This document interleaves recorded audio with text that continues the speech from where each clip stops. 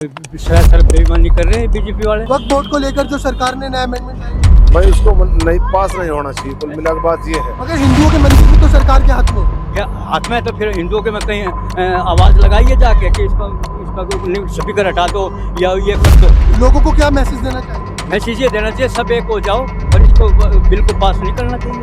बातें होंगी बगावत हो जाएगी। बगावत कहाँ तक जाएगी? क्या कि मरने कटने की नौबत आ जाएगी। ये वक्फ बोर्ड को लेकर जो बिल आई है, जो कि वक्फ बोर्ड की जो प्रॉपर्टीज है उसको लेकर जो बिल आई है, उस पर आपको कुछ कहना है? कहना क्या, सरासर बेईमानी कर रहे हैं बीजेपी वाले। बेईमानी हो हाँ, रही है। मुगलों की संपत्ति है, पहले के कब्रिस्तान है, जमीनें हैं, मुसलमानों की है। मगर उससे सरकार को क्या दिक्कत है फिर? दिक्कत ये है कि मुसलमानों को बदनाम करना है, परेशान करना है। वक्फ बोर्ड के बाद बताया जाता है कि वक्फ बोर्ड के बाद भारत में हाँ। नंबर तीन पे आके प्रॉपर्टी इतनी तो सारी- पहले से ही प्रॉपर्टी ज्यादा है वक्फ बोर्ड के पास या मुस्लिम के पास। हिंदू के पास कहाँ प्रॉपर्टी थी? तो फिर सन 47 के बाद में सारी मुगलों की संपत्ति थी, ये उनके खानदान की है। तो जो सरकार वो वक्फ बोर्ड की प्रॉपर्टी को बदलने की बात कर रही है नहीं बदली जाएगी, नहीं बदली जाएगी। और जो मस्जिदों को लेकर जो एक्शन ना मस्जिदों पे कोई एक्शन हो सकता है, वो पुरानी मस्जिदें हैं, जमीन लेके खरीदी हुई है या किसी नवाब ने दी है मस्जिदों के लिए। तो वक्फ बोर्ड पे सरकार का हक होना चाहिए या नहीं? सरकार का कोई हक नहीं है उसमें। शक्कर तो मंदिरों में क्यों नहीं करते? मंदिर तो सरकार के अंडर में ही है। कहाँ अंडर है? सारे गली गली में बने हुए हैं। नहीं, मतलब जो उनकी इनकम होती है, जो भी जनरेटेड पैसा आता है वहाँ पर, जो भी चंदा आता है, वो सारा सरकार के। देते हैं बड़े, जहाँ इनकम है मुगलों की इनकम ले रहे, ताजमहल का ले रहे, लाल किले का ले रहे। मगर भारत में जो कहते हैं कि धर्म के ऊपर जो चीजें होती है उन पर टैक्स नहीं होता। हाँ, ये तो टैक्स ले रहे हैं मस्जिद पे कोई टैक्स नहीं लगता ना, ये ले रहे हैं बड़ी बड़ी मस्जिदों पे। बड़ी मस्जिद पर वो बताया जा रहा है वो सरकार की प्रॉपर्टी पर है। सरकार की वही सरकार। अरे जबरदस्ती तो कुछ भी कहते रहो, सरकार तो कहती है, शुरू से कह रही है 10 साल से। तो अगर भाजपा सरकार इस वक्फ बोर्ड बिल को अमेंडमेंट को लाएगी, बदलाव करेगी, तो उससे जो मुस्लिम कम्युनिटी है उनके बीच कैसी बातें होंगी? बातें होंगी, बगावत हो जाएगी। बगावत कहाँ तक जाएगी? क्या कि मरने कटने की नौबत आ जाएगी। मतलब आप लोग वक्फ बोर्ड को लेकर मरने कटने तक की बात कर रहे हैं? हाँ, अपने ईमान पर मरने के लिए। अपने ईमान पर। मगर सरकार कह रही है कि वो जो प्रॉपर्टी है खाली पड़ी है, जो वक्त संभाल नहीं पा रहा, वो खाली पड़ी है, वो आने का इंतजार है ना। वक्त जैसे आबादी बढ़ रही है उसको इस्तेमाल करेंगे। कब्रिस्तान बढ़ते जा रहे हैं, कहाँ है कब्रिस्तान? कब्रिस्तान तो खत्म हो गए। तो आप लोगों को क्या मैसेज देना चाहेंगे? मैसेज ये देना चाहिए सब एक हो जाओ और इसको बिल को पास नहीं करना चाहिए।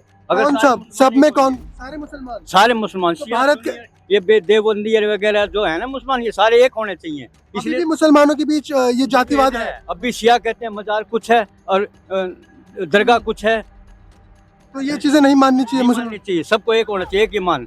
मगर जब भारत का विभाजन हुआ था तो पाकिस्तान में कोई भी, मतलब हिंदुओं को लेकर कोई भी वक्फ बोर्ड जैसी कोई भी हिंदुओं की संस्था नहीं है, उस पर कुछ कहना चाहेंगे? हाँ, जो वहाँ पे हिंदुस्तान के, जो पाकिस्तान में हिंदू थे, उनकी प्रॉपर्टी वो है। और पाकिस्तान नहीं, जो पाकिस्तान में हिंदू हैं उनकी जनसंख्या 8% से 2% हो गई पाकिस्तान में। मगर भारत में जो 3 लाख मुसलमान थे आजादी के वक्त, 3 करोड़, वो 30 करोड़ 30 करोड़ हो गए। बताइए, इसमें सरकार कभी किसी को दबाई? सरकार को क्या परेशानी है? नहीं, सरकार कह रही है कि भारत के मुसलमानों को कोई परेशानी नहीं है, सेकुलर भारत है, वहाँ पर मुसलमानों को लेकर कोई दिक्कत ही नहीं है। मगर फिर भी नहीं है, लेकिन सिर्फ परेशानी ये है कि हिंदू मुसलमान का फसाद करते हैं, ये कोई परेशानी नहीं है। मगर हिंदुओं के मंदिर भी तो सरकार के हाथ में है। क्या हाथ में है तो फिर हिंदुओं के में कहीं आवाज लगाइए जाके कि इसका स्पीकर हटा दो या ये कर दो।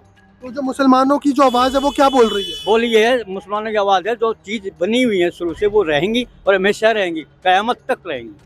तो इसके लिए क्या कुछ कर सकते हैं मुसलमान? मुसलमान सबको एक होके उनके वाला बिल पास जो हो रहा है उसके लिए बगावत करे, संदेश भेजे, मैसेज भेजे। और एक तो कल प्रोटेस्ट हुआ था जंतर मंतर, सभी इकट्ठे हुए थे, तो कल वहाँ पर इतनी बड़ी जनसंख्या दिखी नहीं मुसलमानों की? क्यों नहीं दिखाई दी? अब रमजान का महीना, रमजान में लगे हुए लोग बाग। आप कुछ बोलना चाहेंगे इस पर, वक्फ बोर्ड को लेकर जो सरकार ने नया अमेंडमेंट लाई है? भाई उसको नहीं पास नहीं होना चाहिए, कुल मिला के बात ये है। उससे मुसलमानों को क्या परेशानी होगी? भाई परेशानी हो रही है अभी तो, कहीं भी मतलब जो है ही नहीं, कुछ आबादी जगह सारी खत्म होती जा रही है। मगर सरकार कह रही है कि जो मुस्लिम, जिनको हम कहते हैं मदरसे, उनके नाम पर जो मौलाना होते हैं वो अश्लील चीजें चलाते हैं वहाँ पर, या फिर कहीं कि वहाँ पर गलत काम कराए जाते हैं। ये सब सरासर झूठ और सरासर झूठ ही झूठ है। ये उन पर तोहमत लगाई जा रही है, सरासर झूठ है ये सब। अच्छा, एक सवाल जो भारत के लोग पूछते हैं मुसलमानों से आमतौर पर, कि आपके लिए मजहब पहले है या देश? मजहब पहले, मजहब पहले, मजहब देश पहले है, मजहब भी है उसके साथ साथ। देश पहले है। देश पहले है। देश को इन्होंने बोला मजहब पहले है, ये गलत है सही ये गलत है। है? देश पहले है। देश पहले देश पहले, क्यों देश पहले क्यों होना चाहिए? क्योंकि यहाँ पर हमारा जन्म हुआ, यहाँ हमारी मातृभूमि है ना जी। यहाँ अपनी मातृभूमि हमारा जन्म हुआ, ठीक है। यहाँ सब लोकतंत्र है, सब कोई भी जाति का लोग बाग एक समान रह सकता है।